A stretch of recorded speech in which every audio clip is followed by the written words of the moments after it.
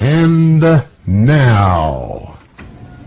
The theory is that an asteroid smashed into Mars 15 million years ago, knocking pieces of the planet into space. About 13,000 years ago, one of those chunks landed at Earth's south pole, carrying a message from Mars. Ladies and gentlemen, I don't know what you just heard. I'm not sure what you just heard. I don't know what's going through your minds, ladies and gentlemen. But I can tell you this is what I heard. Beware the astro-zombies. They mutilate, they torture, they kill. Spine-tingling horror, unspeakable shock, and breathless excitement will grip you as you watch living organs ripped from the bodies of voluptuous females, as beating hearts and throbbing brains are transplanted to create the astro-zombies. Cringe in terror, scream in fright as these skull-faced monsters strike blindly at living flesh, and the motion picture screen flows in the blood-drenched wake of the astro-zombies. The beautiful, voluptuous, deadly, vicious Satana, a woman who would stop at nothing to gain control over the astro-zombies, whose creed was kill, kill, kill. John Carradine as the deranged scientist, Wendell Corey as the doctor who opposes him, match wits in this bloody, sadistic, terror-filled, suspense-laden horror film of brutal mutilations and senseless killings as the astro-zombies go berserk and threaten the city with death. Watch it and you die 1,000 deaths. The astro-zombies in color, coming soon to your local theater. Oh yes. Oh yes, didn't I predict this, ladies and gentlemen? They must convince you that there is life on other planets. But this is the biggest bullshit hoax of all. I mean, this takes the cake, ladies and gentlemen. This comes from NASA. This comes from NASA.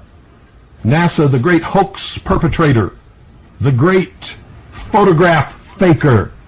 NASA, the great liar.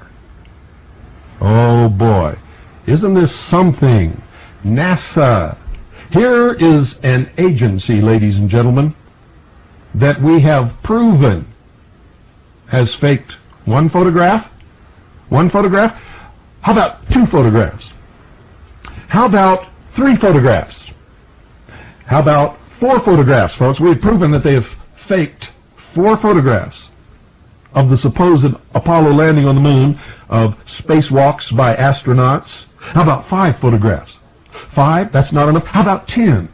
How about 50? We have proven that they have faked 50 photographs. That's not good enough for you? Well, how about 100? We have proven, beyond any shadow of any doubt, and not just me, and not just Renee, and not just many others, countless thousands of people have proven that NASA has faked literally hundreds, not 100, not 200, not 300, but hundreds, so many they can't be counted, are fake, phony, and even the grossest amateur can spot the fake pictures once somebody clues them in.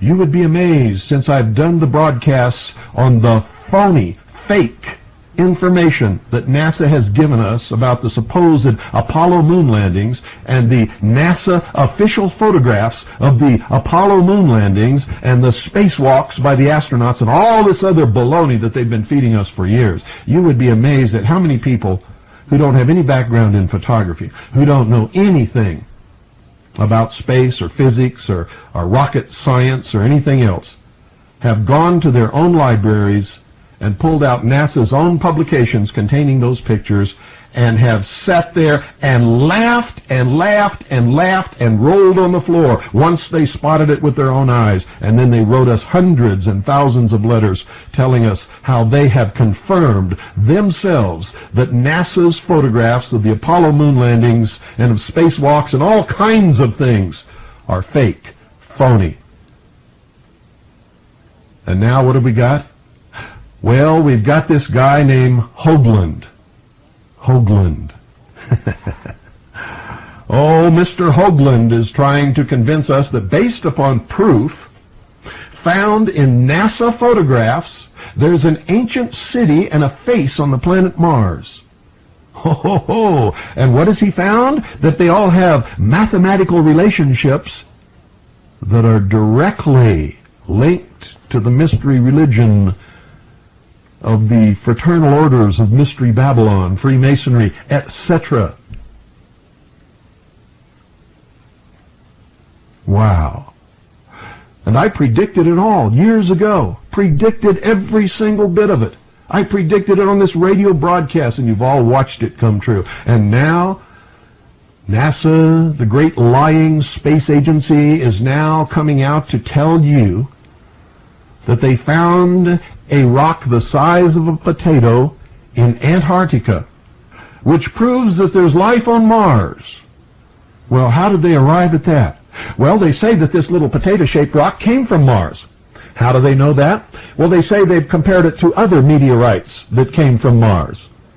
But nobody has asked them yet, how do they know the other ones came from Mars?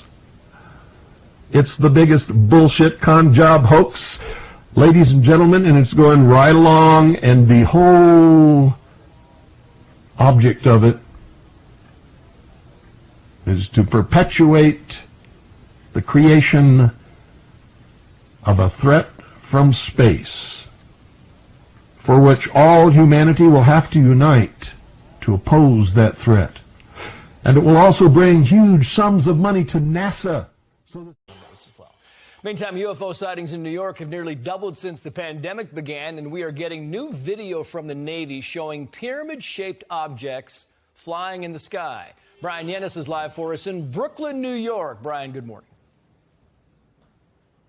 Trace, good morning. This extraordinary video and images of unidentified flying objects, or UFOs, were leaked to investigative reporter Jeremy Corbell and investigative reporter George Knapp. This night vision video purportedly shows 3 pyramid-shaped UFOs flying over the USS Russell off the coast of California in July of 2019.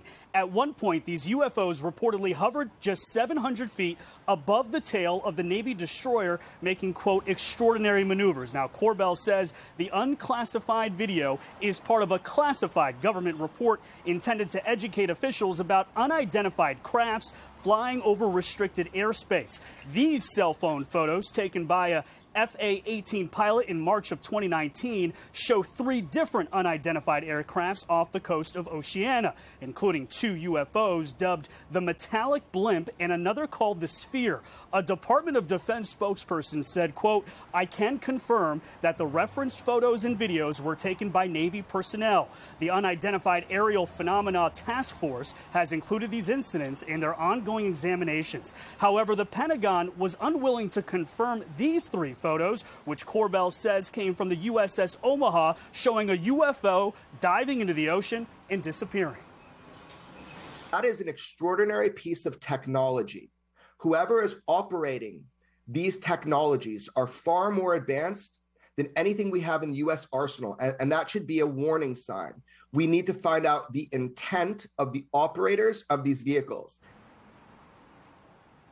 Extraterrestrial or not, a bombshell UFO report is expected in June from the U.S. government. Trace. Look forward to that. Brian Yennis live for us in New York. Brian, thank you.